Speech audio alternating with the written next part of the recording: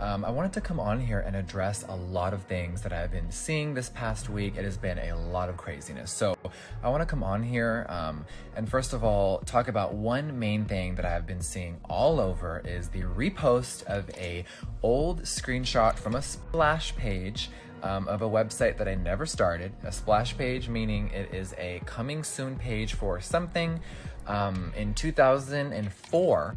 Yes, 2004 and 2006. I'm nervous laughing because those were horrible fucking times for me. And being very young and stupid, I took some very graphic photos of myself doing self-mutilation and cutting myself. Now at 34, they are being posted all over the internet for people to judge. But the main concern here is a screenshot. And past me, we can address the photos in a minute. I want to talk about something and a very dumb decision I made when I was very young. So I created a URL called lipsticknazi.com. Now, back then in the early 2000s, it was a slang term. Like on the show Seinfeld, someone was a soup Nazi if you were a crazy cook. I used to work at the Mac counter. If you were someone that would follow customers around in the store, you were called a door Nazi. The term is wrong, it's derogatory, it's vile, it's disgusting, and I should have never used it. No excuses ever. But I want to let you know the context of that, and it was a slang term that I used, that lipstick Nazi was like people who were obsessed with makeup. Horrible decision. It was very wrong of me. And for anyone who has seen that, I am deeply sorry. I'm disgusted with myself, and I should have never used that word ever. So there was a splash page for a website that never happened. It was a URL for my LiveJournal. Now, if you're older, you know what LiveJournal was. It was a site where you would post pictures of yourself or little captions and memes. Kind of like Tumblr really is what it was, but LiveJournal was the early stages of what social media would become. And it was very narcissistic, and I was gonna just have the website just be a bunch of fucking crazy pictures of me. So the term lipstick Nazi is disgusting, and I just want people to know, looking at me, it's wrong, and I should have never used it. But for anyone to try to create a smear campaign saying that that was a makeup brand is completely false. And I get what, you know, a few of you out there are trying to do, but no, I never created a makeup company. Obviously, there was no products, there was literally nothing but a dumb splash page, which I will forever be sorry for creating. Now, when I launched that single page, that same week, it really did not sit well with me even back then. I dissolved the site, I never launched it, and it was literally nothing. I think what is very concerning is people resharing the image. I know a lot of you have blurred it out. I know a lot of you have seen a blurred out version. Thank you, Jesus Lord.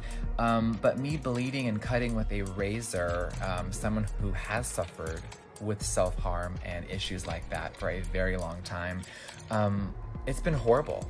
It's been horrible to wake up every morning, click an app, and turn on my phone and see pictures of me cutting. It's been very triggering and awful. I get that it came from a very shocking place for people to see that photo with the text. It's horrible. I regret it all. But if you are watching this, or anyone who sees this later, please stop resharing that image. It is so awful for me to replay that over and over and over. Context of me in that photo, sitting down on that chair with the razor. I was 17, 18 years old. Yeah, I think freshly turned 18. I had just moved to LA.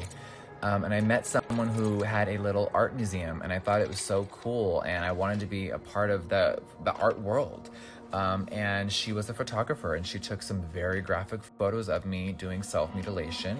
She didn't tell me to stop. I'm not saying she encouraged it, but it was, you know, don't cut too deep, and we did it, and we did a photo shoot. And it's haunting, it's horrible, it's disgusting. So if you're sharing it, please stop.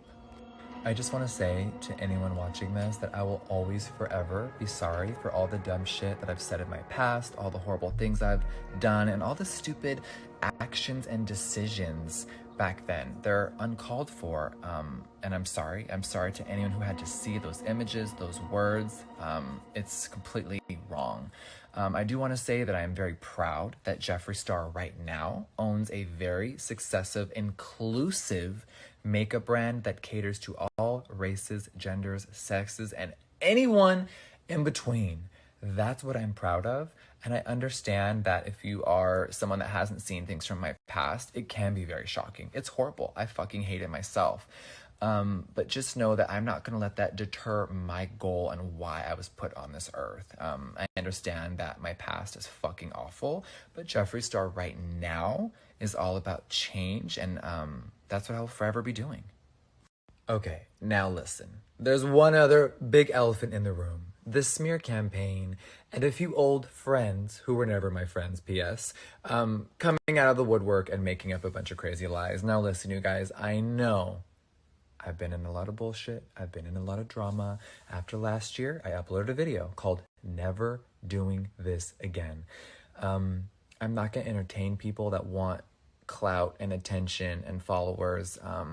When I leave on a really good note with someone and our last texts are all positive and great, and then months later they make up a bunch of shit about me on camera, no. We're not going to entertain it. We're not going to feed into the negativity, and I'm not going to give an ounce of fucks to these people who are literally making up shit out of thin air. Now, the old Jeffree would pull up all the receipts, sit down, rebunk every little thing. Girl, this is 2016 Kat Von D crossing my face out. Everyone believed it for 2 days, and as I sat there being completely mentally degraded, and then I came back with like, hey, here's the truth. I think maybe these people want that reaction. I think they maybe want attention. I don't know the root, but I know that I was a very good person to these people. We were acquaintances. We were not friends. And what is being said is just so dumb. I'm not gonna entertain it. So a few checklist things. No, I don't shit talk my real friends ever. Sorry. I know it sounds fun and exciting. Me and Trisha Paytas are like this. I know you guys are trying to feed into her negativities. It's not gonna work. I know everyone wants a bloodbath. It's not real. Me and Trisha had a crazy time in Vegas. We're really good friends, and I'm bored. I get we're in the age of people love to sensationalize drama. I used to be a part of it, but we're going to nip it in the butt, and we're not going to play those games today. So anyone who's running their gums about me this week, whoever paid y'all in a group to do that one after another, I hope it was worth it. I really do. I'm going to continue to only show love on my platform and talk about what's important. So Jeffree Star drama, no bitch, not in 2020. We have already all, as a culture, as a society, as a planet, have had such a rough 2020.